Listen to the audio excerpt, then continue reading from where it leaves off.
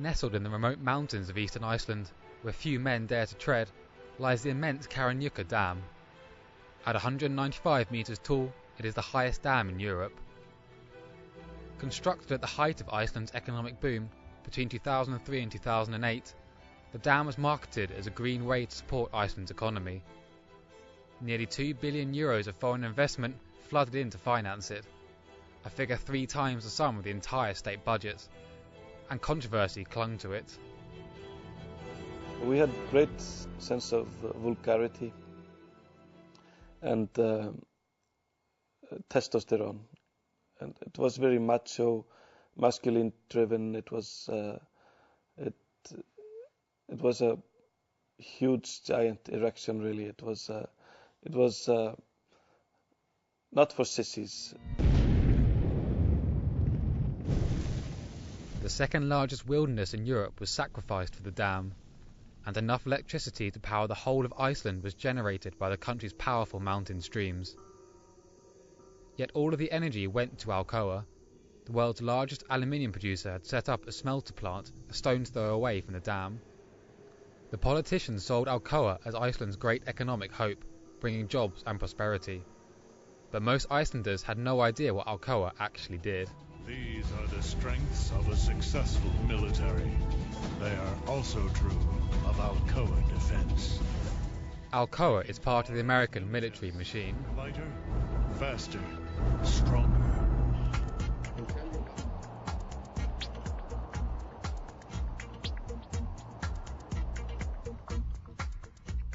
John Perkins lives in Florida in the United States. He worked for 12 years for the American National Security Agency, enforcing the interests of UK corporations abroad. For him, Iceland's economic collapse is no mystery.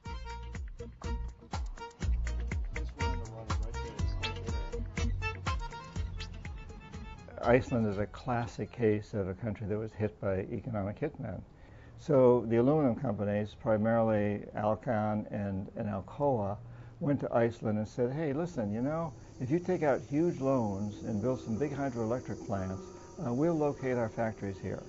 We'll bring the bauxite up from Jamaica and other places, but we'll process it here because we need cheap electricity. And so Iceland went out and borrowed all this money, hired foreign corporations like Bechtel of the United States to build these gigantic facilities, a hydroelectric plant that produced 600 megawatts of electricity. Today, construction is underway on a new aluminium smelter. This time another US company, Century, is the investor, set to consume more electricity than all of the households in Iceland combined. The people of Iceland thought they were sitting on a gold mine. You have all this electricity, hydroelectric power, and so go out and spend the money. You know, your collateral is in the ground, but it's coming. So go out and spend the money. Vikings became venture capitalists, buying entire streets in Copenhagen, even a British football club. They took to the new business with all the zeal and fearlessness of their seagoing past. And when the first doubts about their strategy set in, they had a new idea: tapping private business savings accounts. What is, for humanity, the ideal savings account? I think it's one that offers the highest possible interest rate without any conditions, and its name is Icesave. Right. Icesave offered online savings accounts on behalf of the Icelandic bank Landsbanki. Hundreds of thousands of savers stowed their money in Icesave accounts until the bubble burst in October 2008. Landsbanki was placed into receivership. First comes the wealth on loan, then comes the bill for the people. Unable to access their money, foreign investors demanded their money back, and Iceland's taxpayers are expected to front the bill, adopting a debt of €15,000 per person. The placards say it all. The bankers should pay it, not the Icelandic nation. We should not socialise private debt, not in Iceland and not anywhere else. We can fool you, and we are going to keep on fooling you as long as we can. Once a week, a prestigious group hoping to save Iceland from its debt come together.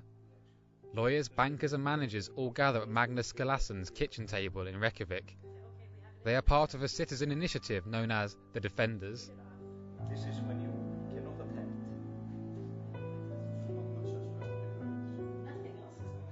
each and every family of four, you would have 48,000 euros per family. The obligation for the UK would be 700 billion pounds. So that's when the euros is something similar. So that's a huge obligation. I don't think any country would take that kind of an obligation and put it into a sovereign debt. In early January, the Citizens' Initiative besieged the house of the Icelandic president. They collected 62,000 signatures against the Icesave ruling and the government's decision to cave in to foreign pressure and accept the debt, including all interest. Iceland could fund its entire school system for half a year with the annual interest payments alone. President Olafur Ragnar Grimsson refused his signature and opposed the government. He said what people thought: Iceland cannot be blackmailed, and the pressure of the people forced a referendum, a victory for Magnus and his friends. Speaking just days before the March referendum, Iceland's foreign minister expressed concern about what would happen if the referendum resulted in a rejection of the Icesave bill. Like many of Iceland's politicians, he hoped to recover from the financial collapse in the bosom of the European Union.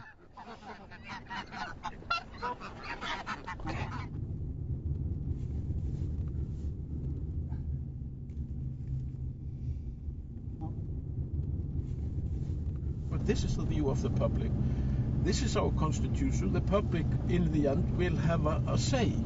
They will either vote yes or no, and to be quite honest, as it stands now, they will vote no if nothing changes. This puts us in quite a difficult position. If worse comes to worst, and it will be a referendum and there will be a no vote, then that's a new situation where we have to go back and talk to the European Union and talk to these two countries. Along with tourism, the fishing industry is Iceland's #1 revenue source. Joining the EU would mean the imposition of quotas and, in all probability, an end to Iceland's controversial whaling industry. For these fishermen, it is entirely out of the question.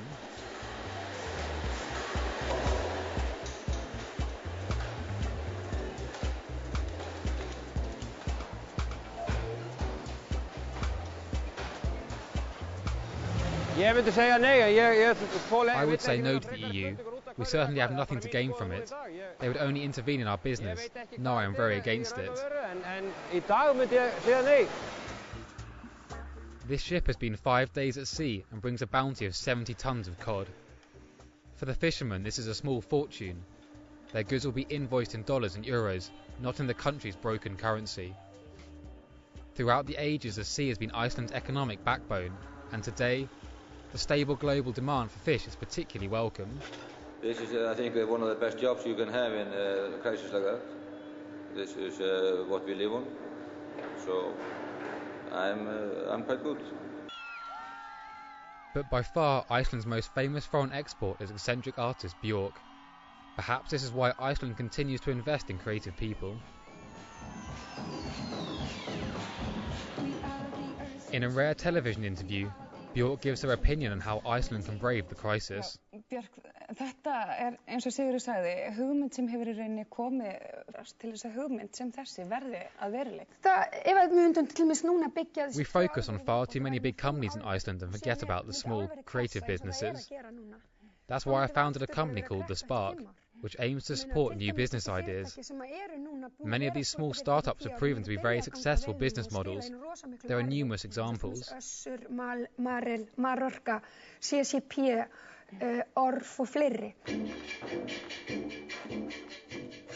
ELM Design is one of these creative small businesses. Everything is made in Iceland in a small sewing factory. The company has risen to global brand status with stores in London, New York and Cape Town. ELM is the flagship company of the new Iceland. Creative, successful and female-orientated. The brand is now a highly sought-after investment both at home and abroad. Its nature-inspired designs replace the tarnished reputation of Iceland's banks. And as for the financial market, new investment company Ado Capital hopes to be a pioneer, promoting a commitment to sustainable economics.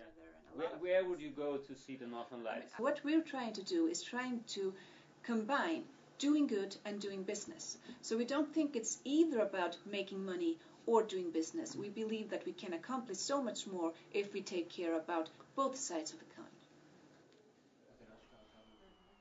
Bjork has of course established her own investment fund, which offers funding for any Icelandic projects which are both ecological and female orientated.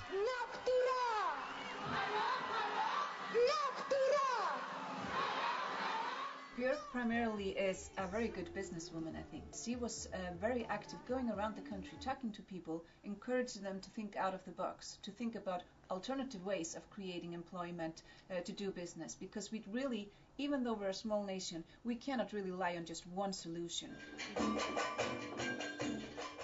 The future may be in the hands of the creative people, innovators like the designers behind ELM. Macho men who play a monopoly with huge sums of money are decidedly out of fashion.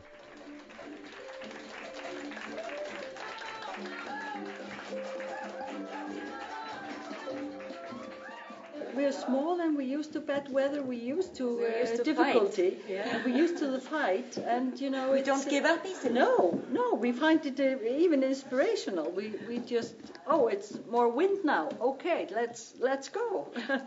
Creativity, you know, it's something that happens. In crisis. In crisis. You have to look for your own sources, you know, try to get the most out of it, be positive. They say it is in the nature of the Icelandic people to fight until the death. People who virtually live on an active volcano must always be forging on. And whilst the financial crisis has shaken this once rich nation, that notorious Icelandic optimism is going strong.